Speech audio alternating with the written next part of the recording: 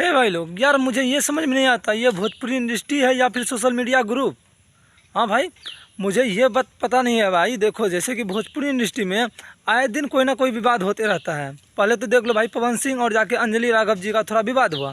अब विवाद भी कैसा यार, जो कि पवन सिंह गलती करने के बावजूद भी पवन सिंह को ये महसूस नहीं हुआ कि उसने कोई गलती किया हो, बट फिर भी उसने यार गलती महसूस किया। ठीक है, पवन सिंह गलती को एक्सेप्ट किया और जाके लाइव आके उसने बोला कि अंजलि राघव जी, आपको यदि मेरे व्यवहार से कोई ठेस पहुंचा हो, कोई तकलीफ पहुंचा हो, तो उसके लिए माफ़ी चाहते हैं। ठीक है, तो माफ़ी मांग लिया भाई, बात विवाद ख़त्म हो गया। फिर जाके भाई सोशल मीडिया पे इतना न्यूज़ बन रहा है कि भाई माफ़ नहीं किया, ये नहीं किया, वो नहीं किया।